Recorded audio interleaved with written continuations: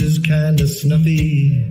Cold chill up your spine. You'll get your ass moving, son. We're burning daylight.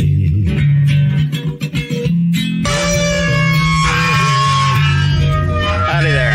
I'm Matt McKinley, and we're burning daylight. In the saddle till the job's done right. Welcome to Burning Daylight, the only podcast for the working cowboy.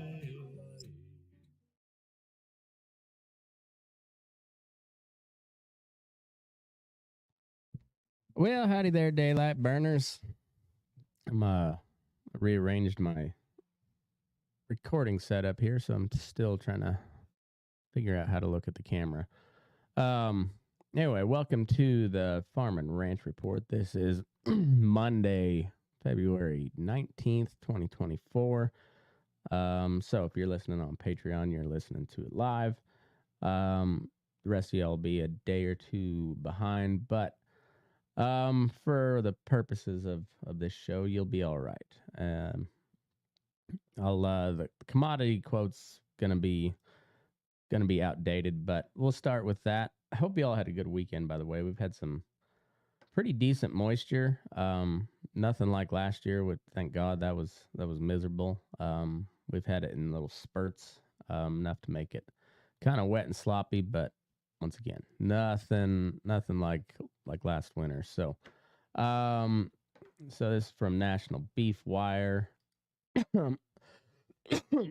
As of Friday afternoon, on the Chicago Mercantile Exchange, live cattle traded at they finished out at 187.55. That's up 195. Feeder cattle at 251.025. Holy shit, that's up 3.925.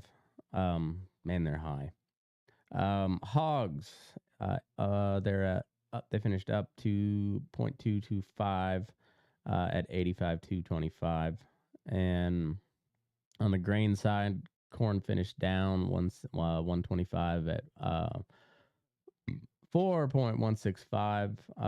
Soybeans up $10 at 11.7225. Wheat finished down 6.5 at $5.60 and 60.05. Soybean meal was up 6.10 at 345.60. The Dow finished down 155.18. Nasdaq was down 134.75. S&P was down 25.38, and it's the note here: stocks fall and bond yields climb as strong U.S. PPI curbs rate cut hopes. So inflation still sucks.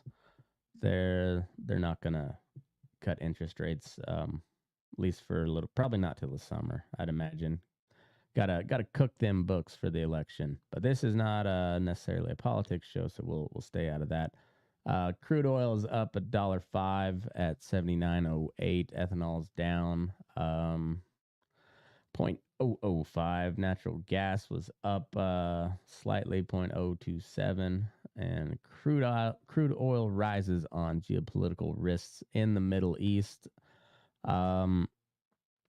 Mostly to do with shipping. The Houthis have got people pretty well spooked of using the Red Sea and therefore the Suez Canal. So a lot of ships, due to insurance rates and just the overall risk of getting hit with a drone or a cruise missile, is causing them to divert around the Horn of Africa.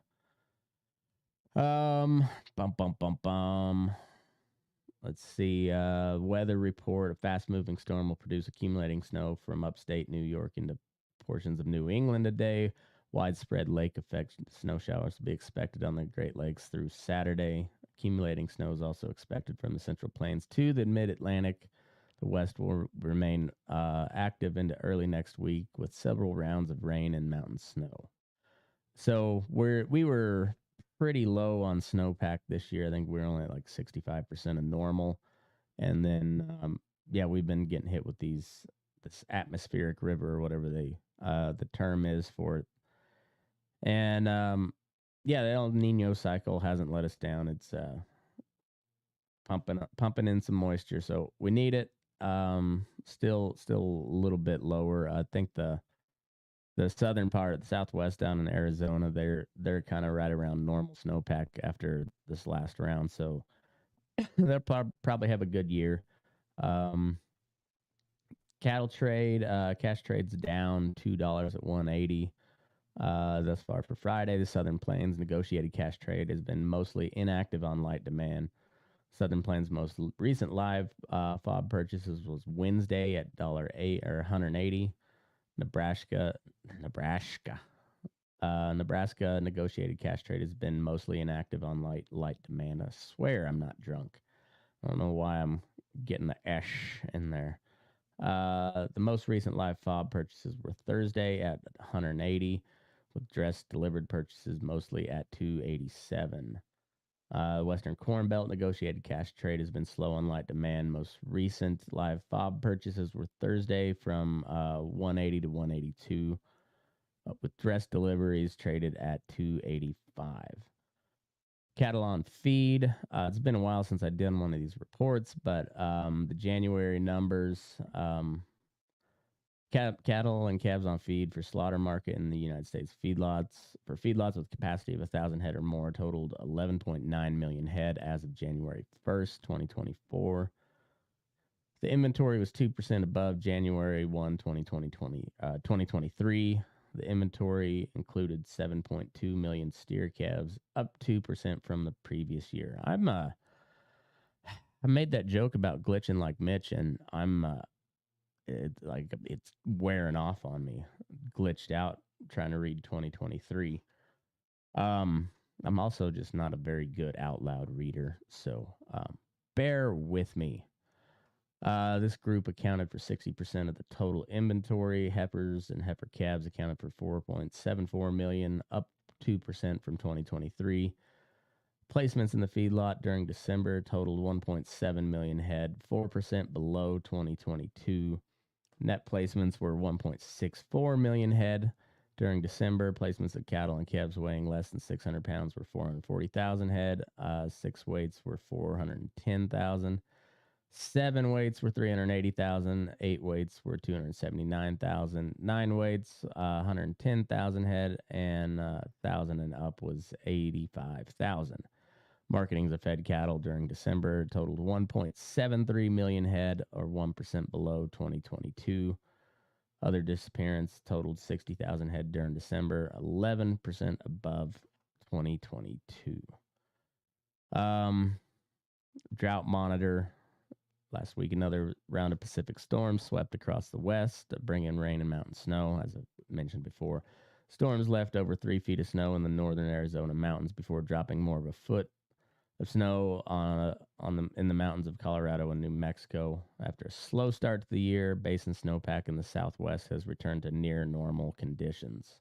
Southwestern states saw improvement to short and long-term drought conditions. In the northwest, basin snowpack remains below normal, with some of the worst conditions in the northern Rocky Mountains. So we are in this little corner of Nevada here. If you can see my cursor, there's Lake Tahoe, and we're down here. So we're in a abnormally dry, so not quite in a drought. Coming out of it, so like I said, the snowpack has increased over the past week or so, and looks like we'll continue to get some more. So it'll probably be a good year if I had to guess. Beef sales were down 19% from the previous week and 18% from the prior 4-week average. Beef production down 3%. And let's see what Dr. Andrew Griffith has to say on the livestock comments. One may even predict calf prices will not decline much seasonally in the fall due to the lower quantity of calves that will be available compared to the past several years. The market may be more intriguing. The market that may be more intriguing is the female market, including bred heifers, bred cows, and even open cows. Industry participants often come to an acceptable value on bred heifers, as this is a common transaction. Breeding stock's going to get really expensive, I would imagine, as as the drought tapers off. Um, it'll you can I would bet you can kind of expect a lot like was it 2014 towards the end of uh the drought in the Great Plains area really finally came out of it, and it was a bad drought, and cow herd was way down, and we're down even further than that now, and as uh as the moisture continues, being an El Nino cycle, it probably I can't predict the weather. I'm not a weatherman. I think I'd be good at it though. Just pointing over here. I think I'd be good at it. I don't have the tits for it anymore though, so probably out on that. It could be a radio weatherman though, but then you wouldn't get to point, and I mean you could, but nobody's gonna see it. So just do ninja moves while I'm reading the weather. Um. Anyway, that kind of does it for the market report. It's I don't know. It's low cow herd numbers. That's low supply, so it's not a huge surprise really that that cattle prices are gonna be high. And those female numbers are gonna be way up. I remember we sold some bred heifers when that would have been like 2013, 2014 for something like $3,500 a head. And they were nice heifers for sure. Bred to good bulls. Well, the bulls kind of iffy. They were all right, I guess. High dollar anyways.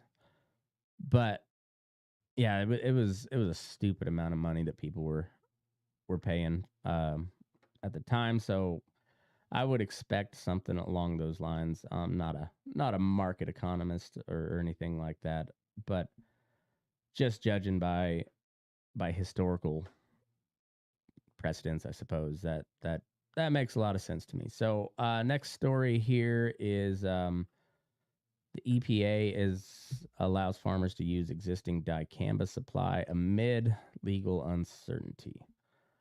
So the decision comes less than a week after a federal court in Arizona revoked approval for 3 popular weed killers.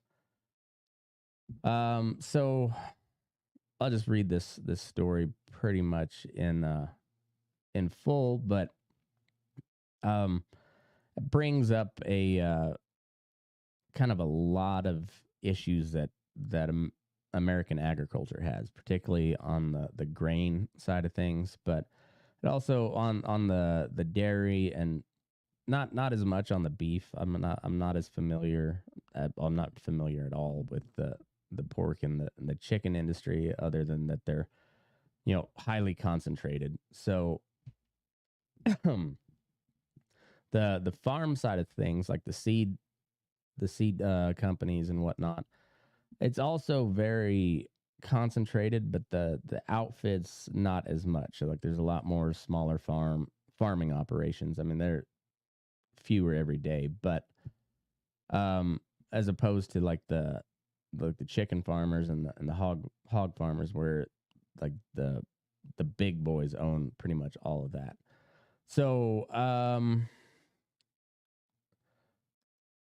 well, let's see. So the U.S. EPA on Wednesday said farmers will be able to use some existing supplies of dicamba-based weed killers after a restrictive court ruling sent producers scrambling to rethink their planting decisions.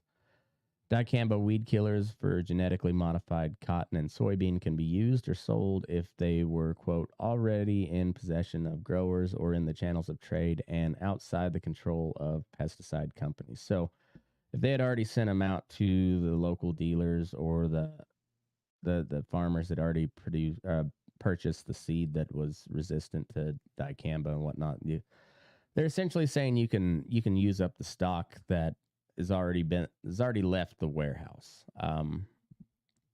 That doesn't say that, like, the stuff that's still in inventory for these companies, I guess, can't be used, but the stuff that they've already sent out to their local dealers and the farmers can go ahead and be used up. Retailers can still sell products in their possession for the 2024 growing season until mid-June or July, depending on the state. The decision comes a little less than a week after a federal court in Arizona revoked approval for 3 dicamba-based weed killers, saying the EPA violated public comment rules and understated the risks of the herbicide. The weed killers produced by Bayer, Syngenta, and BASF, kind of usual suspects on. The only one not in there is Monsanto. Are sprayed on dicamba-tolerant crops and require farmers to purchase genetically modified seeds. Farm groups welcome the decision, saying it provides certainty for the 2024 growing season. Many farmers had already purchased seeds or made planting decisions, and a lack of dicamba could have significantly pushed up production costs. We are grateful to EPA for hearing farmers and ranchers' concerns and addressing them quickly to ensure we have access to critical tools needed to protect our crops this season. American Farm Bureau President Zippy Duval. I like the name, but it's not a really serious name. I don't know if I could take the guy serious, but I do like the name. Come here, Zippy. I'm going to get you a beer, Zippy. Zippy Duval. Hell of a guy. I don't know anything about him. Who had petitioned the agency for an existing stock order, said in a statement, quote, without EPA stepping in, farmers and ranchers across the country were facing uncertainty and financial risk. Dicamba was first allowed to be sprayed on cotton and soybean crops in 2016, and the U.S. Department of Agriculture estimated 43% of, that's a big percentage, 43% of soybean acreage was planted with dicamba-tolerant seeds in 2018. So just 2 years, and they had almost a 50% market share of the soybean acreage. So that's wild. Environmental groups have said the expanded use of dicamba has damaged surrounding croplands and natural habitats. I'm not surprised they said that. I do wonder what the dangers are surrounding this particular herbicide. Bayer, BASF, and Syngenta acknowledged the EPA ruling in separate statements, with BASF noting it continues to review its legal options. So somebody will probably appeal that. We welcome the EPA's swift action, a Bayer spokesman said in an email to Agricultural Dive. Our top priority is that growers have seen the products and support they need to have a successful season. So apparently this one got pushed through. So it was in 2016. So that would have been during Obama's administration. Trump didn't take office till 2017. And I wonder if this was one that with Trump's EPA it would have not made it through. I find that hard to believe. Trump's the pro-business guy, so I would imagine he would want to push it through. I don't know. I don't think Trump knows two shits about agriculture. I don't think most of these people know anything about agriculture, but that's neither here nor there. Or I guess it's kind of everywhere. It's neither here nor there. It's everywhere. Maybe I'll make that a shirt. Like make it real fluffy, warm fuzzies type feeling shirt, with rainbows and unicorns and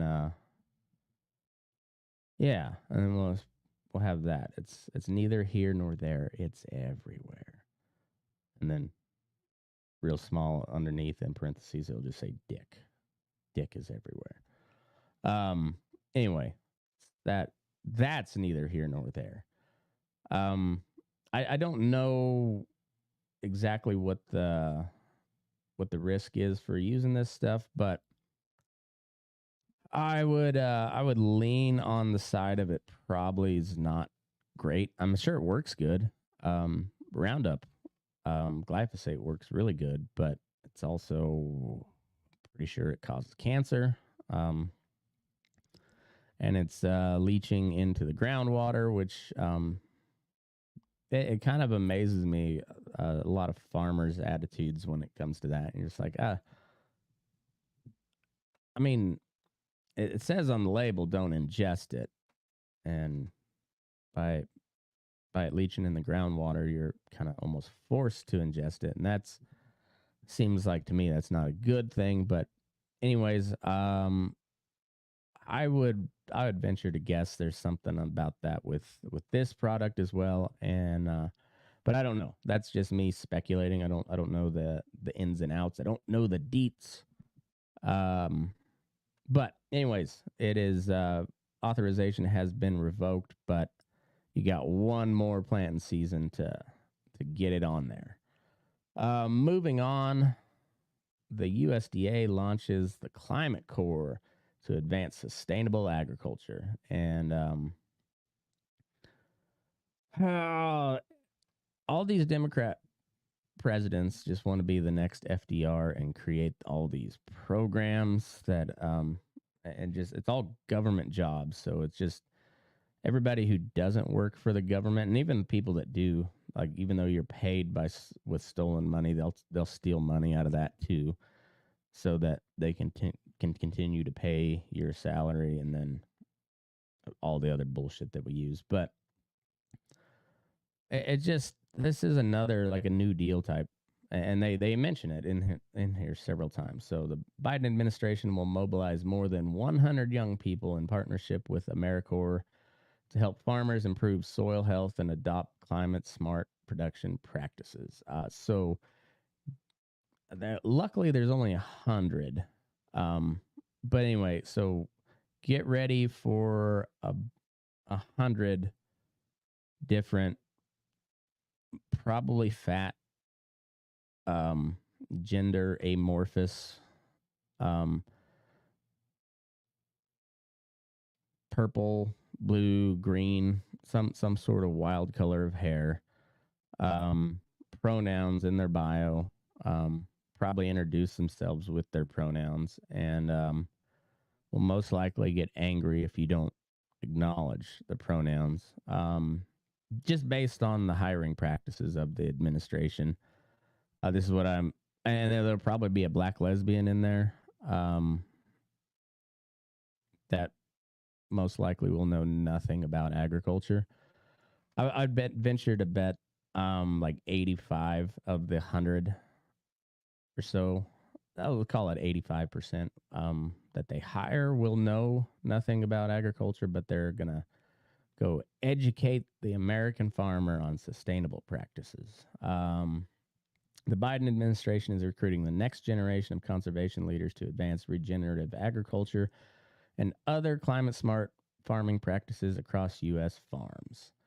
USDA on Monday said it will create paid service opportunities for more than 100 young people to promote sustainable agriculture as part of the Working Lands Climate Corps. The initiative is part of the American Climate Corps, an effort to train more than 20,000 young people and prepare them for careers in a clean energy economy. That's lovely. Millions of Americans were put to work in the 1930s to restore the nation's public lands as part of the Civilian Conservation Corps. Now the Biden administration hopes to revive central components of the program to create workforce opportunities for a new generation. So it's just New Deal repackaged. Participants in the Working Lands Climate Corps will conduct outreach and educate farmers about the availability of assistance programs to help transition to climate smart agriculture. So this is from Ali Zaidi, National Climate Advisor to Joe Biden. Says, quote, USDA's Working Lands Climate Corps demonstrates how the president's historic initiative is on the front lines of addressing some of the most urgent challenges facing our agriculture committees, ensuring that farmers and ranchers continue to play a central and growing role in developing an innovative climate solutions. The first cohort of members will serve with state and local organizations that support the adoption of climate smart agriculture practices. The National Association of Conservation Districts will organize trainings for Corps members on topics including climate smart agriculture practices, conservation and resilience planning, and environmental justice.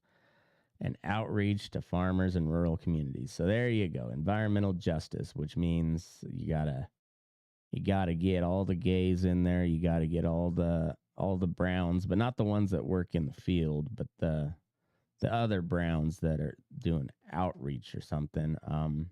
You gotta get the blacks in there. Same way though, not the actual working farmers, black farmers or farmhands. No, it'll be some college educated sociology degree or gender studies or whatever liberal arts degree there is, and they'll be preaching to you constantly about equity and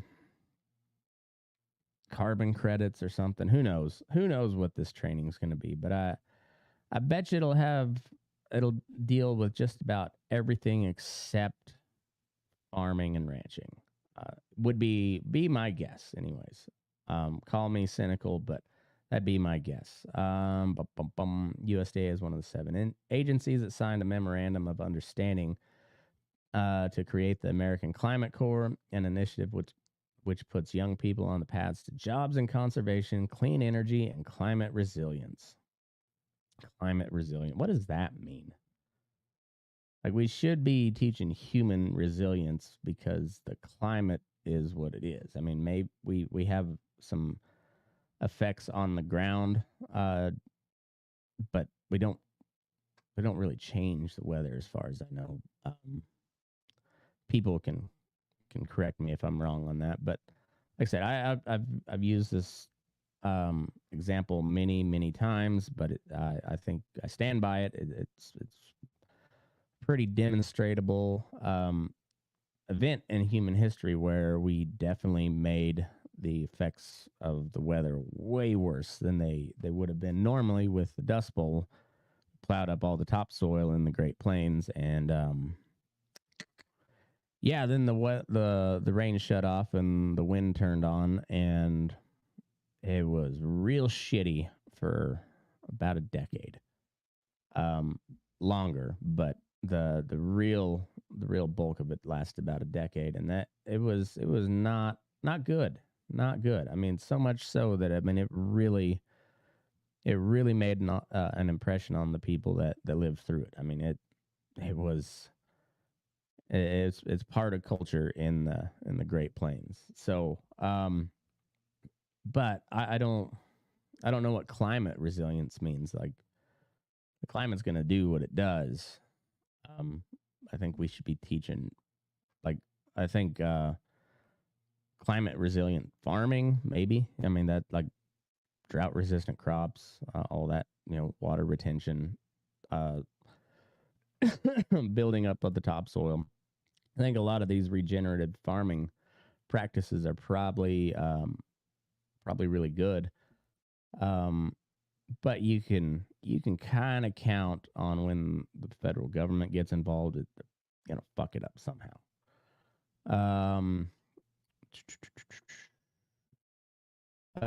More than 50,000 young people have expressed interest in the Climate Corps program since it was announced in September.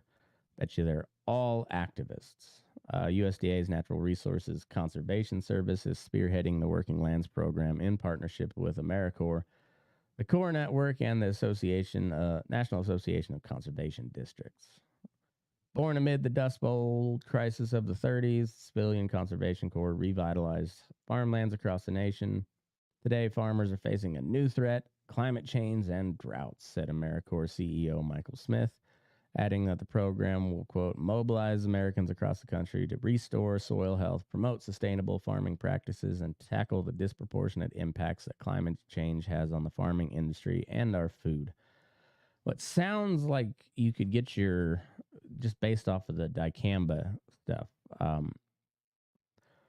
one of the things you could do is make sure that the EPA and the FDA and all these organizations that are supposed to determine whether stuff is safe could do a better job of actually determining whether stuff is safe. So then you don't have this crisis where you have almost half of the soybean growers, almost half of the acreage shift over to to these seeds that are dicamba resistant, only to have the rug pulled out from under them, 7-8 years later, which is what happened here. And I don't really blame the farmers on this, because they're going with what they know. Like, hey, this is gonna really save a lot of time, save a lot of money, and I get that 100%. And they're going off the fact that the EPA pushed it through, and now it's considered safe. It's approved for use, and now just nope, no sir, you guys didn't do it right. And I won't be surprised if it gets if they go ahead and put it back on the market at some point. But I don't know. That seems like a bigger issue than than a lot of this stuff. Like, that would make more of a difference than sending 100 lefties out into rural America to get mad at a bunch of old farmers because they don't use your pronouns, and they don't want to hear somebody who's never worked on a farm lecture them about the virtues of sustainable regenerative farming or whatever. Like I said, call me a cynic, but I imagine that one's gonna be not well received. So this next topic is the FDA is to withdraw policy on animal feed additives, slashing red tape for startups. As new companies develop breakthrough to tackle climate change, the agency is streamlining the process to bring those innovations to market. The FDA on Friday said it intends to pull a policy governing approval of animal feed additives, opening up the market for startups that make supplements to reduce cattle emissions or enhance food safety. The agency's Center for Veterinary Medicine will withdraw its policy manual for regulating additives, which was meant to determine whether supplements should be legally classified as food or drugs. The move is a part of a larger administrative effort to streamline the approvals process for innovative feed additives. So they're going to withdraw its policy manual for regulating additives. I wonder if that means Zilmax comes back on the market. Or is it just for startups and these new feed additives? Because if you remember, Zilmax was a beta agonist, is what it's classified as. It was a 3-day withdrawal on it, and it was cactus, and I know there's a lot of other feedlots that used it. Optiflex was another version of that. It was not the same thing, but it was pretty similar. But essentially, what it did, you put your cattle on about a month before slaughter, and it flipped a switch in the cell that made it produce protein cells rather than fat cells. So your cattle would yield a lot better. You'd have a lot less fat on them. I mean, you'd still get the marbling, but you would get a lot more get a lot more meat on the bone. The test showed it made the meat slightly tougher, but it wasn't really noticeable on average. So, but then there was a big miss up where I think it was a withdraw date got fudged somewhere, and a set of cattle that were not clear to slaughter ended up getting shipped and slaughtered. And because of that, they ended up pulling it off the market. So I wonder if that will apply anywhere here. I don't know. Producers commonly use additives such as probiotics and prebiotics to boost animal health. However, as livestock producers face pressure to take action on sustainability, a new class of startups has emerged focused on slashing emissions through other changes to animal diets. CH4 Global, which has developed a seaweed-based supplement to reduce methane from cow burps, said in a statement that the FDA's policy on additives had created a created multi-year approval delays. The agency's withdrawal is a major milestone for U.S. agriculture that brings the company closer to commercializing its product. Regulatory advancements, such as the recent one made by the FDA, will open new doors for products like ours, enabling us to contribute more significantly to global efforts to reduce greenhouse gas emissions, empower farmers to unlock new revenue streams, and support sustainable farming practices, the company said in a statement. I don't know how that empowers farmers to unlock new revenue streams unless you're going to be a seaweed farmer. I don't know.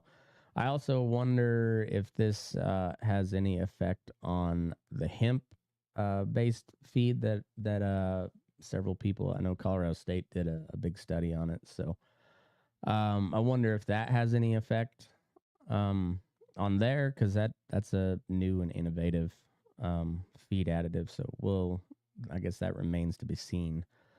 The FDA is working with Congress on a clear regulatory pathway for additives that reduce pathogens, affect byproducts of the digestive process, or impact the microbiome of an animal. Lawmakers in December introduced the Innovative Feed Act, which would create a new category of animal feed and provide manufacturers with clear regulatory guidance. I strongly doubt that.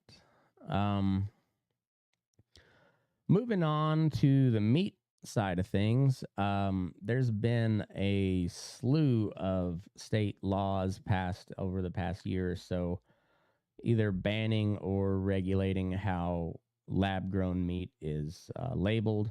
I think Florida banned it outright. The Italians banned it, and there's been several other states in the U.S. that have passed some sort of law, either banning it completely or passing a labeling that's you're not allowed to label it as meat. If I recall correctly. State lawmakers around the country have introduced laws to prohibit the sale of alternative protein, but proponents of the namesake product say their tactics are unconstitutional. So the fake meat people are pushing back on all this. The cultivated meat industry made great progress in 2023, with July marking its official regulatory green light when the USDA and FDA gave Upside Foods and Eat Just permission to sell in the U.S. Since then, though, the space has yet to make significant gains as capital funding has been drying up and the cost of production remains high. Since approval, both companies began selling their product at exclusive restaurants in the U.S., Upside Foods at Bar Cren in San Francisco, and Eat Just at China Chilcano, a Jose Andres restaurant in the nation's capital. As of this week, though, neither restaurant served the product. Womp, womp, womp.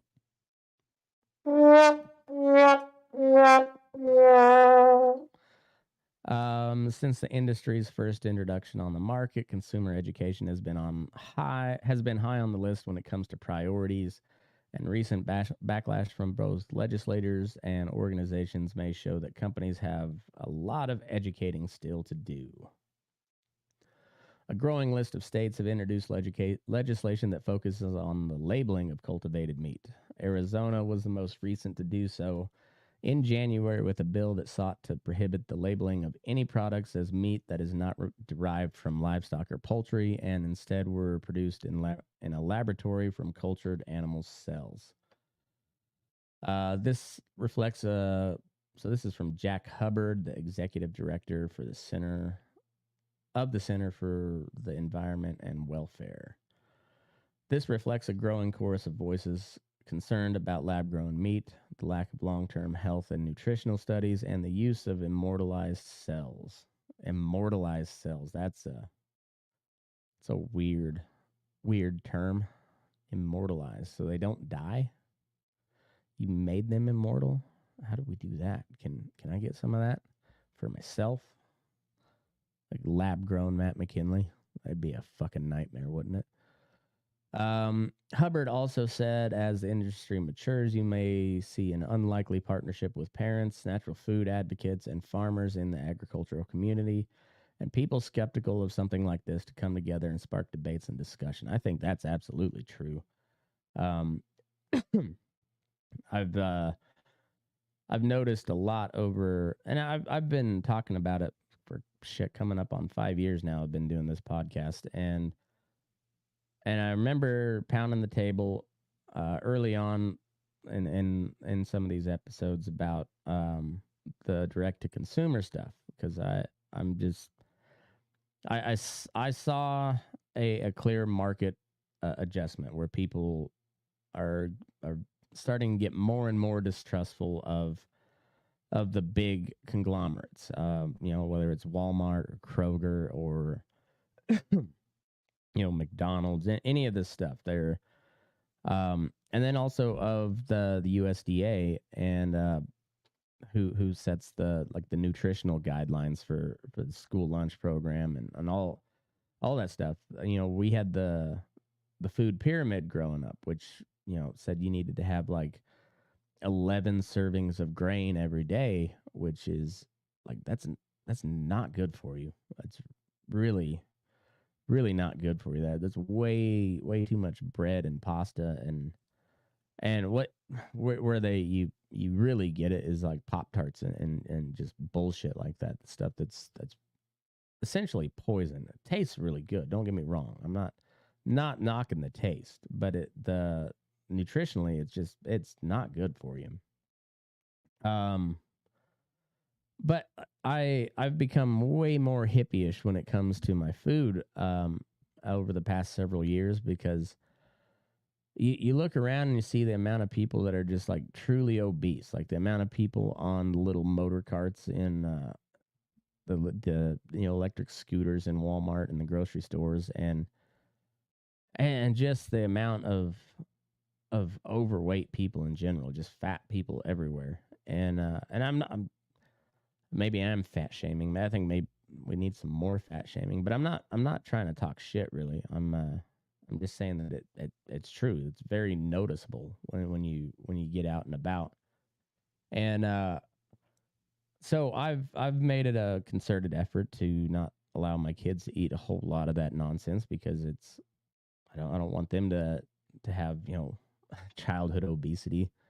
And and then made a concerted effort to focus on physical fitness, because it helps you live longer, and you're able to do more stuff. It's like there's literally no drawback to it.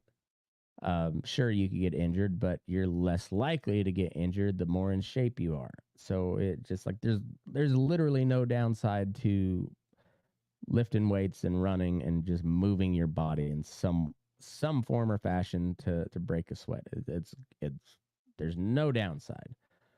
But with it, you gotta watch what you eat too, and it's really tough, because most of the food out there that's produced here in America is just, it's really not great from the processed stuff in particular. So the more you have like whole foods, fresh vegetables, meat that like whole cuts and hamburger and stuff, and particularly from a source that and trust, it's becoming, it's more than just a fad. People are really concerned about it. Of course, price plays a big part in that, but there's been a lot of progress towards that, and you have some kind of strange bedfellows with hippies and like white suburban Karens that are also legitimately concerned about their kids' well-being. So they're going to farmers markets and they're trying to find stuff that's raised local, and I think that's a good thing.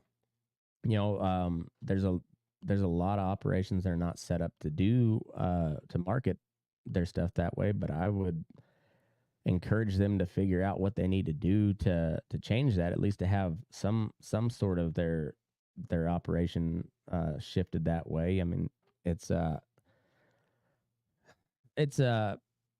relatively untapped market for the most part, and I think that market share is going to grow, particularly as the millennials are now the majority or the biggest share of the purchasing power. You know, my generation is now in their mid 30s to mid 40s, and it just common sense will tell you like that if it's the millennials that are driving this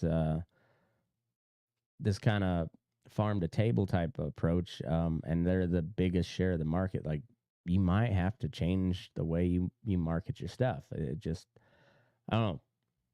So you with that comes you get your gruff farmers and ranchers that are used to not dealing with city people now actively have to deal with city people to sell their products should they.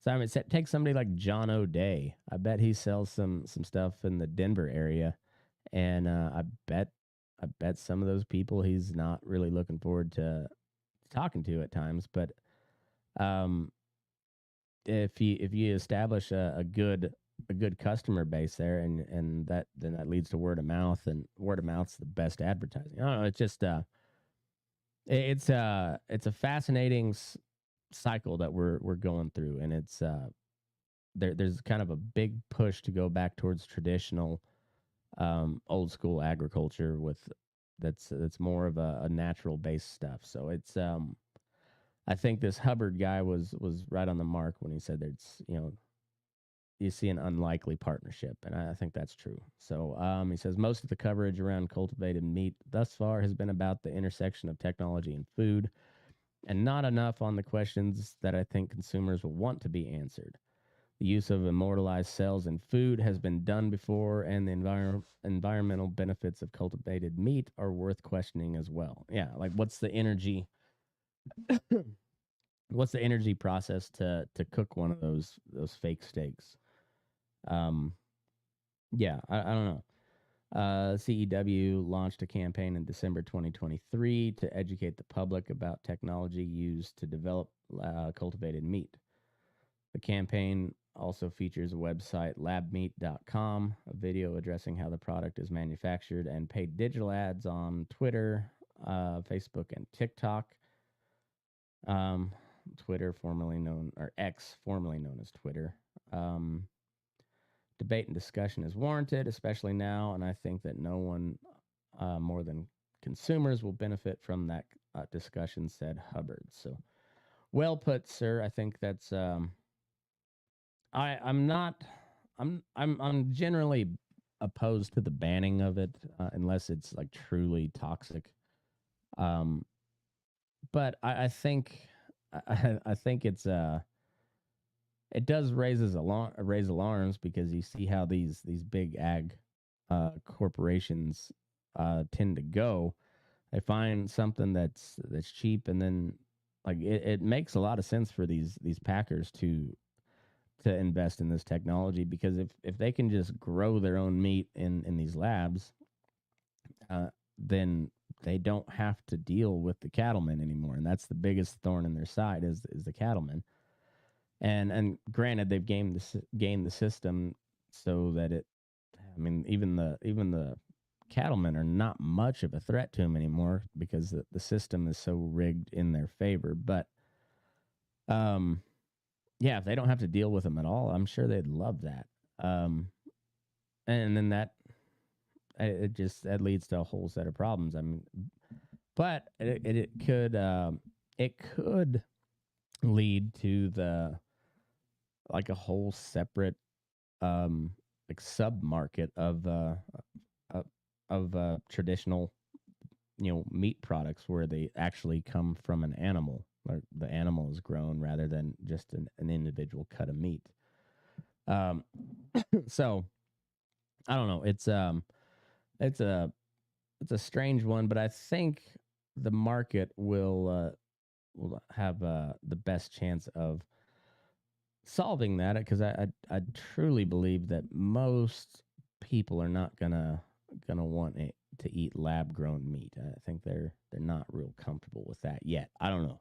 I could be wrong, but I think the uphill side is on their end rather than people that that grow meat animals. Moving on, this one's kind of gross. But I mean, it's Tyson, so what'd you expect? Tyson rejects shareholder call for an audit into child labor allegations. Despite an investigation from the U.S. Department of Labor, critics have accused the meat and poultry processing giant of not taking the claims seriously enough. Shareholders and labor groups are accusing Tyson Foods of not taking seriously enough reports of children being employed at some of its meatpacking plants.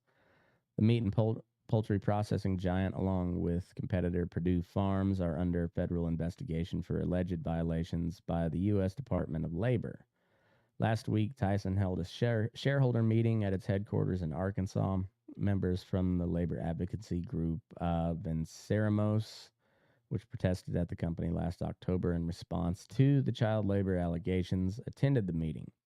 Faith-based organization, the American Baptist Home Mission Society, a Tyson shareholder, was also in attendance. Both groups demanded the company conduct an audit into child labor at its plants and provide more transparency about how it is combating the issue. Quote, the recent revelations of illegal middle school child labor in Tyson's plants, performing and being injured from hazardous cleaning duties, combined with allegations of vulnerable immigrant children catching chickens at Tyson's contracted chicken farms, are unacceptable, the ABHMS said in a statement. I was just picturing a little Guatemalan kid just furiously chasing chickens around in one of those big chicken houses. It's not funny. It's sad. It's kind of funny. The image, anyways.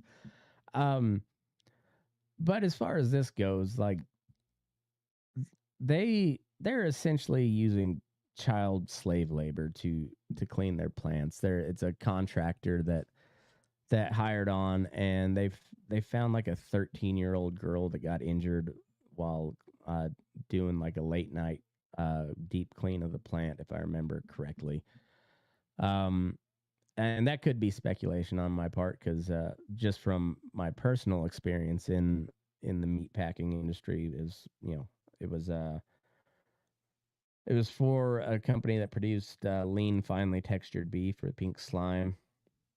I wasn't in the kill plant itself, but when we did the cleaning of our plant there, it was at like 4:00 in the morning, and yeah, and it was all people who were of age that worked there at the time. It was like a 13-year-old girl, and the chemicals they use are really pretty dangerous. I mean, you got to have like a full wetsuit and chemical resistant wetsuit. You got to have goggles.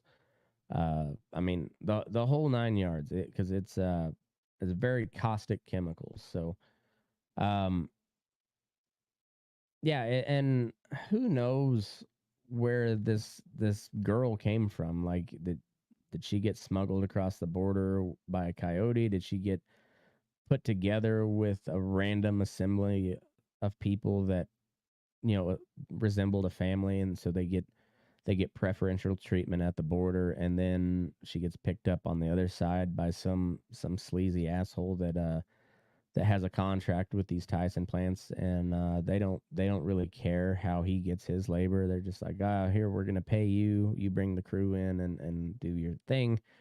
And it turns out there's a bunch of illegal immigrant kids doing the work. Like it's pretty fucking gross. And you see it a lot in the dairy business too, with their, I mean, they're heavily dependent on migrant labor, or immigrant labor, and a lot of times illegal immigrant labor. They're not, maybe they're checking papers, but chances are these people have somebody else's papers. It's a whole deal. I mean, it's an ugly business. Different parts of the ag business. So, and this is just just one example. But at the meeting last Thursday, Tyson investors voted not to conduct a further audit into its child labor prevention efforts, and a majority voted against the proposal. Magali Lacoyi, the director of Vencermos, said in an interview that Tyson did not engage with investors who wanted to ask questions about the proposed audit at the meeting. She also stated the company did not provide paper to write down questions. It's pretty much just 20 minutes, chop, chop, chop. It's all done, Lacoyi said. It's not really a space for the company to engage with investors. In an emailed statement, a Tyson spokesperson dismissed Verisemo's allegations. The company characterized Lacoyi's assertion that there were no pens and papers available for attendees as simply false. Tyson maintains that it has a zero tolerance policy for child labor. So you'd think if you got these allegations, you'd want to do an investigation. This tells me that like nothing's going to come of it. The Department of Labor is going to slap them with a fine or something, and they don't want to do an internal investigation because then they're going to have to produce a report. So they just vote that down and let the Department of Labor do what they're going to do, and some palms will probably get greased, and Tyson will get a little slap on the wrist, and they'll continue operating as normal status quo. So that would be my guess. Next story here is Congress must act on Prop 12 to avoid chaos in the marketplace, says Secretary of Agriculture Tom Vilsack. The Agriculture Secretary expressed doubt that lawmakers could effectively tackle the issue without running into difficult questions about states' rights. This is an interesting one. So Prop 12 was that measure in California that it was a referendum or state question, and so the voters passed it, and it outlawed farrowing crates in pork, and then it was taken to court and eventually went up to the Supreme Court, where they ruled in favor of California on Prop 12, and saying, well, we'll get into the story here. They discuss it a little bit. The U.S. meat market could descend into chaos unless federal lawmakers take action on state animal welfare requirements, such as California's Prop 12. Agriculture Secretary Tom Vilsack said at a congressional hearing on Wednesday. Proposition 12, which governs housing requirements for pigs, was approved by California voters in 2018 and upheld by the Supreme Court in 2023. As more states regulate farm production practices, there is a possibility of 50 different sets of rules and regulations, which obviously creates concerns for producers, Vilsack said. If we don't take the issue seriously, we're going to have chaos in the marketplace, Vilsack said, because there's nothing preventing any state from doing what California does. Pork producers say California and others pursuing animal welfare requirements are running afoul of interstate commerce rules that restrict states from impairing trade outside their boundaries. Cost to comply with a single state's regulations, stakeholders say, could lead to price volatility across the entire U.S. market. The pork industry is already grappling with weak demand and high supply, a situation exacerbated by difficulties entering the California market in the wake of Prop 12. Producers unable to sell their products in California have flooded the market in other states, dampening prices, according to House Agriculture Chairman Glenn Thompson. However, as the Supreme Court ruled last May, only Congress can regulate interstate commerce. Although lawmakers have discussed addressing the industry's Prop 12 concerns in an upcoming farm bill, Vilsack expressed doubt that Congress could tackle the issue without opening up more difficult conversations around states' rights. Quote, it is a little bit difficult to create consistency within this Congress and within this country on this issue of states' rights, Vilsack said, because if you apply this standard, you're going to have to discuss some of the more difficult issues, social issues, guns, abortion, etc. So I don't know what he's proposing they do. Like I don't know what his guidance as the Secretary of Agriculture is. I know like standardize it, but are you going to standardize it in favor of California? Or are you going to standardize it in favor of everyone else? I don't know what to think on this this farrowing crate deal because I'm not a pig guy. It seems like they have a legitimate purpose. And but you know, they raise pigs for eons before the invention of the farrowing crate and got along just fine, I suppose. I'm probably not as efficient, but I don't know. I'm gonna reserve judgment on it, except for the fact that it's California doing it. So I'm pretty much always a no on anything that the California government proposes, and or these like state referendums that they push through, because they vote to impose taxes on themselves all the time, all the time. It astounds me. But so based off of that, this tells me that Prop 12 sucks.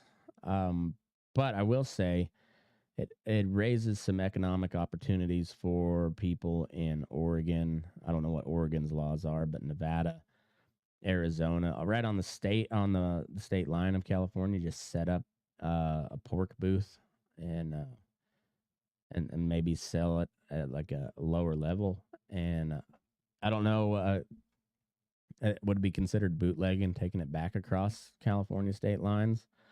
Um, dude, that's a great movie idea. Like remake Smokey and the Bandit, but with a hog trucker.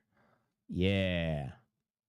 Yeah. And then they've got I mean the story writes itself. We could do something. Anybody want to work on this project with me? I'm gonna Porky and the Bandit. Yeah, Porky and the Bandit.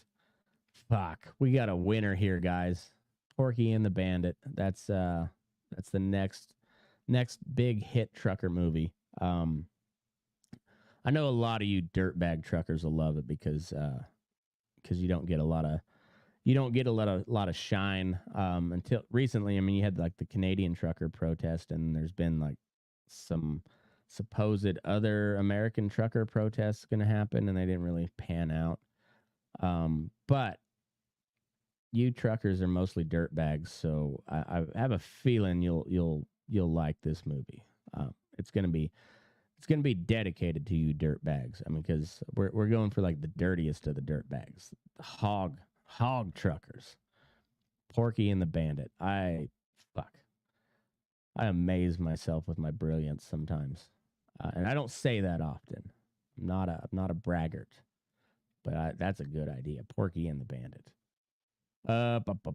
Yet to be released preliminary analysis of the by the U. Wow, let's start over. Son of a bitch! I swear I'm not drunk. Not. This is water. Straight water. A yet to be released preliminary analysis by the USDA shows certain pork prices have risen as much as 41% since Prop 12 was implemented on January 1st, Thompson said. I'm telling you, roadside pork stands right on the California line. Porky and the Bandit, westbound and down. You know, you just got a crazy methed out hog trucker outrunning a bunch of Smokies, you know, through the Nevada desert, just hauling ass. Just, I mean, and then we'll have a Tesla as the bandit car, you know, the blocker, but it doesn't work out. Hijinks ensue because the battery dies, and then they're in Ely, Nevada, and there's no Tesla charging station, and then they buy this, they revamp, they find an old Trans Am in Ely, Nevada, and hijinks ensue. I mean, come on, the story writes itself. Porky and the Bandit. Porky and the Bandit. Vilsack said the USDA has made some efforts to provide relief to the pork industry, with the agency purchasing $100 million worth of products in its feeding programs. The USDA is also focused on building up local and regional supply chains, which allow smaller producers to lean away from a national distribution model. All right, well, that I can get behind. If the, I saw the other day that the USDA is going to allow like remote grading of beef and or of meat products in general, and so like that's one of the big things of interstate commerce is you have to have a USDA inspection to be able to sell your meat across state lines at a retail level. And to do that, you have to have a USDA inspection. Thomas Massey introduced the Prime Act here a couple of years ago. I was a big advocate for it, and it made a lot of sense, which means it went nowhere. But the more we can bolster like these small and mid-sized packing plants to do more business in their local communities, that makes the overall food supply chain more resilient. As we saw during COVID, it's pretty fragile when you throw a big shock to the system. Everything's fragile, but when you have only a small number of these giant packing plants doing the bulk of the processing of the country's meat products, it presents a real problem when you have a deal like COVID going around. So anything they can do to shore up that, I'm in favor of. So then he says, I think we're going to go through a bumpy period here where farmers have to basically make a decision about whether they're going to participate in that market or whether they're going to be more localized, Vilsack said. And I don't necessarily think that's a bad thing. Is it going to hurt? Going to suck? Probably. But overall, it I don't know. I think it'll lead to good stuff. So next story here is from the Fence Post. So Arizona rancher files suit alleging Antiquities Act abuse. Arizona rancher Chris Heaton of the Y-Cross Ranch has filed a suit in the U.S. District Court against the Biden administration, claiming their use of the Antiquities Act to designate 1 million acres of land in Arizona as a national monument. Heaton owns his family's 48,063-acre ranch, much of which is within the 917,618-acre Ancestral Footprints Monument. Pacific Legal Foundation attorney Frank Garrison said the purpose of the Antiquities Act is to protect sites such as Native American archaeological sites and not, quote, to give presidents unlimited power to declare vast swaths of land and sea out of bounds for productive use, end quote. This is from Rachel Gable. She's got I forget what her podcast is called. It's an ag podcast. I listened to a couple episodes. Pretty decent. Let's see if I can find it here. I subscribe to too many podcasts. I don't listen to a lot of these, but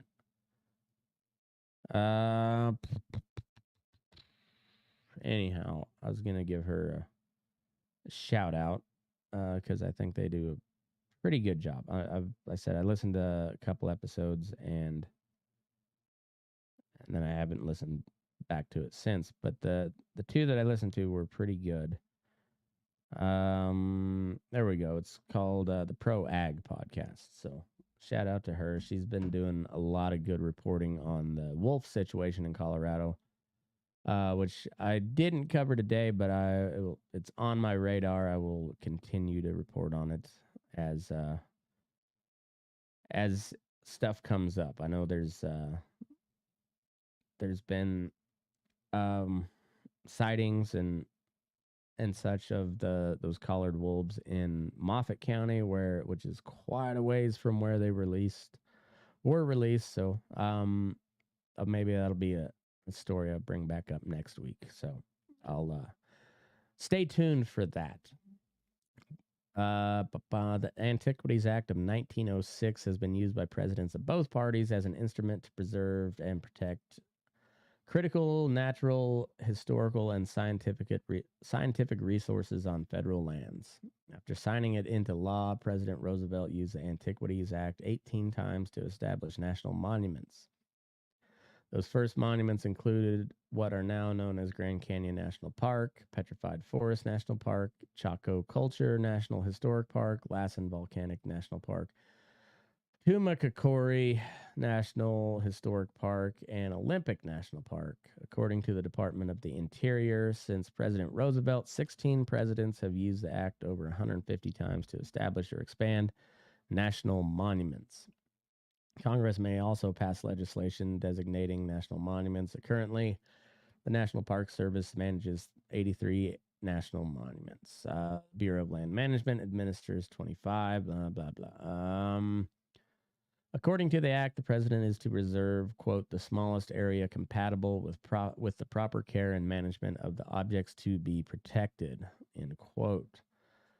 Congress limited the president's authority by requiring congressional authorization for extensions or establishment of monuments in Wyoming. Litigation led to the Wyoming statutory prohibition in 1950 after displeasure with Franklin Delano Roosevelt proclaimed Jackson Hole National Monument in 1943, which later became Grand Teton National Park. According to a release from the Pacific Legal Foundation, in creating the Ancestral Footprints National Monument, President Joe Biden designated entire landscapes, species, plants, and many other objects that go well beyond the scope of the Antiquities Act. This loose definition of object is far beyond what the Antiquities Act permits. The million acres encompassed by the monument flouts the Act's limit on the size of such designation. Quote, when the Supreme Court declined to hear a previous case challenging a similarly excessive monument designation, Chief Justice Roberts sounded the alarm, noting that a statute permitting the president in his sole discretion to designate as monuments, landmarks, structures, and objects, along with the smallest area of land compatible with their management, has been transformed into a power without any discernible limit to set aside vast and amorphous expanses of terrain above and below the sea, end quote. In Heaton's suit, he alleges, quote, severe regulatory burdens and the threat of criminal penalties for engaging in everyday conduct on the ranch, end quote. The suit claims the proclamation does not satisfy the Antiquities Act's smallest area compatible requirement. The president's action raise highly political and economic issues and transcend any discernible limit on his authority under the Antiquities Act. And the Antiquities Act cannot delegate the president, quote, power without any discernible limit to set aside vast and amorphous expanses of terrain, end quote, as a national monument. Pacific Legal Foundation said, in addition to the new regulatory power that comes with the monument designation, the Antiquities Act threatens criminal penalties for harming or removing any protected objects within the 1 million acre monument. The monument will undermine and perhaps eliminate Heaton's ability to earn a livelihood from the land. All the while, he faces fines and jail times for simply using public and private property, as his family has done for more than a century. PLF said exceeding limits of the Antiquities Act is simply an abuse of presidential power. According to the suit, the proclamation exposes Heaton to criminal penalties if he appropriates, injures, destroys, or removes any feature of the monument, which includes any object listed but undisclosed within the 917,618 acre designation, including landscapes and anything on those landscapes, end quote. Examples of daily ranch operations that qualify as criminal include removal of tamarack trees to prevent root siphoning from springs, maintenance and clearing of earthen ponds, using 3 of the water sources on the ranch for cattle, grazing the grasslands on his ranch, including a ridge named as a protected object that is partially on Heaton's private property, and any removal of rocks or grass from the area. Heaton is seeking a permanent injunction. So it's classic lawfare where you just criminalize everything and prosecute it selectively, but where they took almost 1,000,000 acres and then they said, "Oh, that desert backdrop is a national monument, so you can't take that rock and move it over here. You can't take it home. You can't clear out these trees, even though they're using a bunch of your water, and they're not good for grazing cattle. Your cattle brush up in there, and then they're hard to find, and they're sucking water, which is, I mean, that's the lifeblood of your operation is your water supply. So it'll be interesting to see how he comes out, because they've people that have taken on the feds on this issue has typically not come out on top. I know Trump did a little bit to kind of roll this back when he was president. I don't, but then his interior secretary, I think he was like a Navy SEAL or something, Zinke. He got caught up in some ethics violations or allegations, and typical politician shit. So who knows? We'll see how this goes. But last story that I've got, a couple stories, anyways. Same topic. Talk about the European farmers, because they have gone like full revolt on the EU. So this is from Reuters. Tractors roll into downtown Prague as Czech farmers join protests. This was February 19th, so that's today. Hundreds of Czech farmers drove their tractors into downtown Prague on Monday, disrupting traffic outside the agriculture ministry as they joined protest against high energy costs, stifling bureaucracy, and the European Union's Green Deal. Farmers across Europe have taken to the streets this year, including in Poland, France, Germany, Spain, and Italy, to fight low prices and high costs, cheap imports, and EU climate change constraints. Czech farmers are planning to join protests this week, although major agricultural associations distanced themselves from Monday's action, in which tractors blocked one lane of a major road through Prague, slowing but not completely snarling traffic. Several hundred whistling and jeering protesters gathered outside the agricultural ministry, yelling, "Shame and resign." We came today mainly because of the bureaucracy around farming. The paperwork is on the edge of what is bearable, said 28-year-old farmer Lucas Melichovsky said while in the line of tractors. Another Tim will love this one. I'll have to tell him to listen to this. But another farmer, Wojtek Schwartz, said cheaper imports did not face the same scrutiny as domestic production. Quote, they have a different starting line because we are overseen by 1,000,000 officials. End quote. The government has said the organizers of Monday's demonstration have little to do with real farming.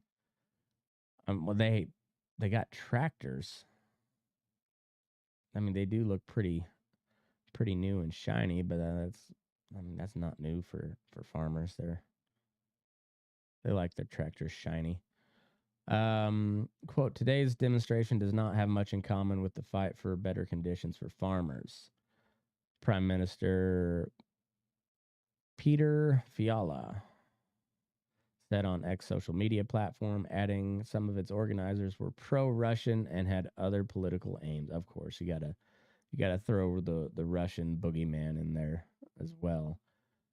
We are negotiating with those who represent farmers, Fiala said, meaning the giant companies. The Agrarian Chamber, or AK, plans protests alongside other European farmers at border crossings on Thursday and was not part of Monday's tractor protest. Its main complaints are EU farm policy, market distortions, and low purchase prices coming from surpluses amid cheap imports from outside the bloc. Farmers also complain of costs associated with the EU's climate change fight laid out in the Green Deal, which sets out agricultural regulations for the bloc's 27 members for decades. Quote, farmers are desperate in this hopeless situation and do not know what they should expect in the near future, let alone the distant one, AK President Jan Dolezal said last week. I wonder if he's related to Rachel Dolezal. Could be. She's white. She pretends to be black. Apparently she's got an OnlyFans now too. Anyway, that's a different story. Well, maybe we'll bring that up on Fence Post Politics. In Slovakia, farmers were due to protest this week to push the government to help the sector, angry over late subsidies, uneven aid, or cheaper non-EU imports, including from Ukraine. Tractors took to the streets, took to some streets already on Monday, with TASR news agency reporting farmers had blocked the main border crossing between Ukraine and Slovakia for 1 hour. Earlier this month, Polish farmers blocked roads across the country and at border crossings with Ukraine, kicking off a month-long general strike to protest against EU policies. So, from what I gathered, Ukraine produces a ton of wheat.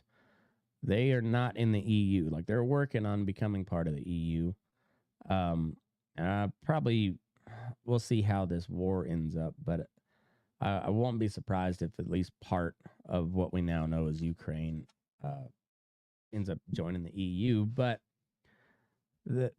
all the other EU countries are, I mean, you kind of have to think of it like the U.S., like the United States government. So you have the 50 states, which have their own sets of laws, but then they're all governed under the umbrella of the U.S. Constitution, which is facilitated by the federal government, where these are all independent countries, which is what the states initially were in the United States. Still, a lot of people consider it that, but that's neither here nor there. But so you have all these independent countries like France, Germany, Spain, Slovakia, Czech Republic, Sweden, all of them.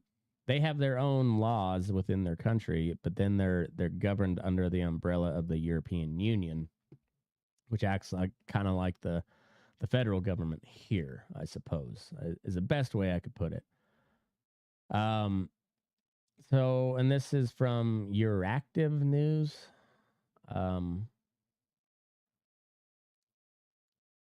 Yeah, Euractiv.com. I've never read anything from here, but farmers in Eastern Europe set to protest as EU moves to extend Ukraine trade benefits. So Ukraine produces a lot of wheat.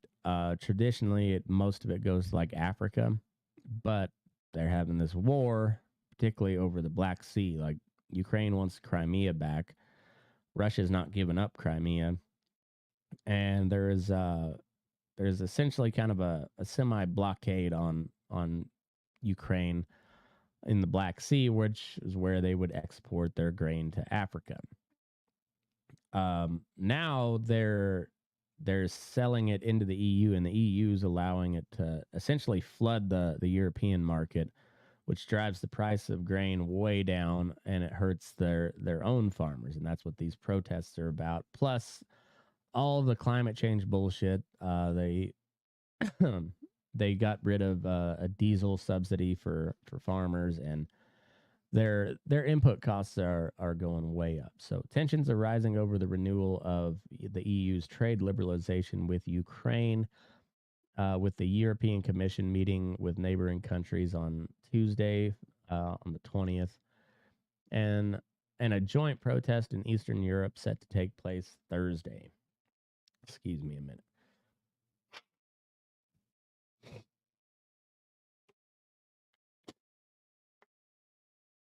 The EU is moving towards extending trade liberalization with Ukraine, the so-called autonomous trade measures, and many farmers have raised concern about Kiev's agricultural products flooding the EU market.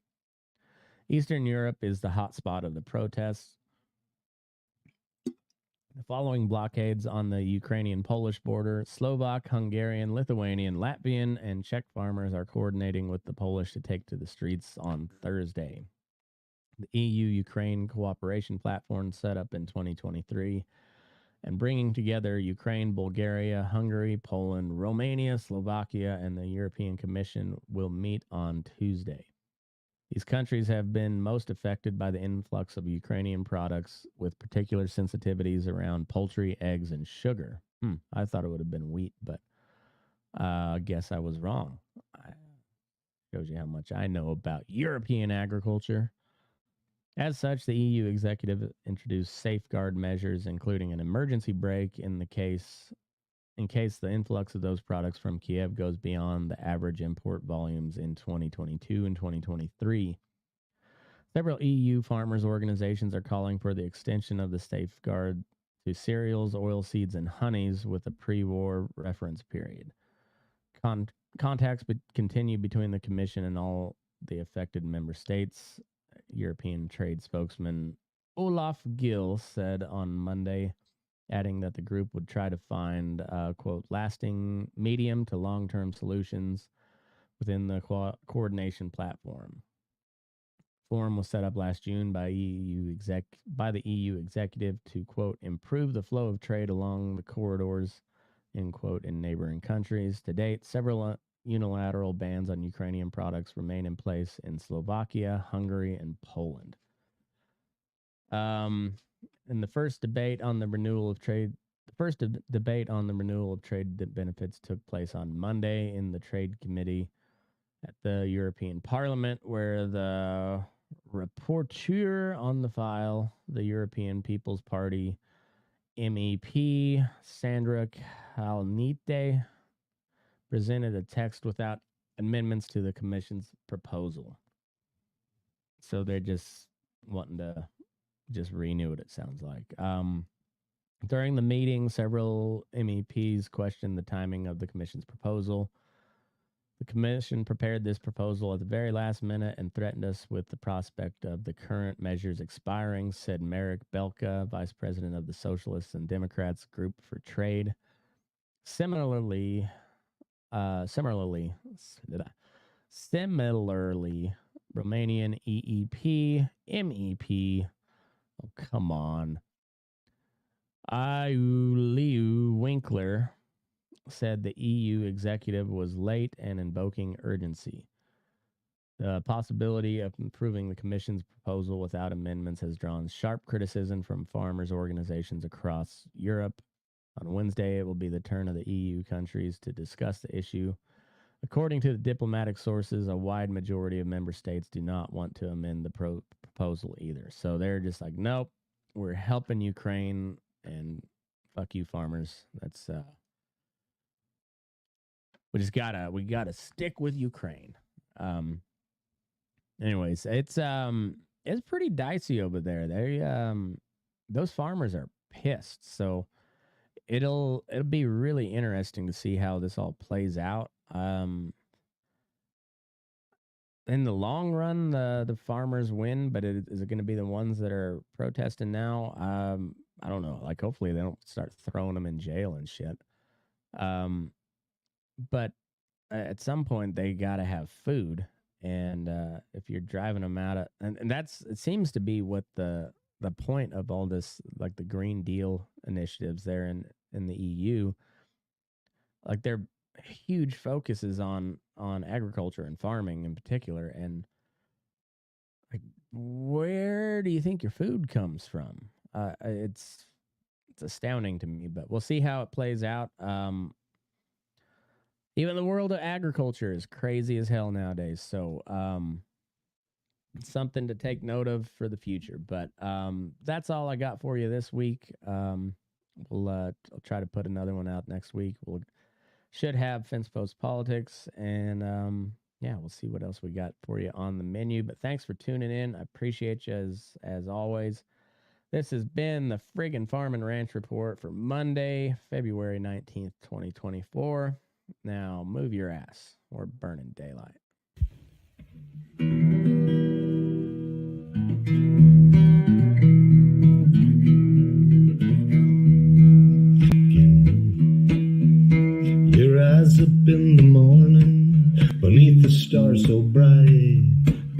Pull your hat down, make sure your cinch is tight.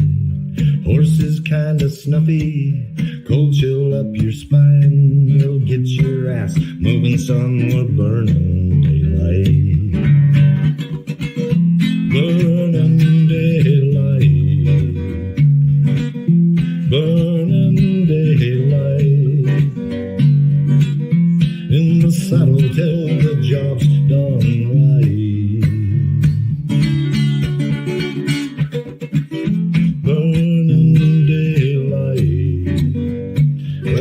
Is just together, and you won't catch 'em all. But when you ride through the gate, make sure you sit up tall. I can see the horizon, it's looking pretty bright.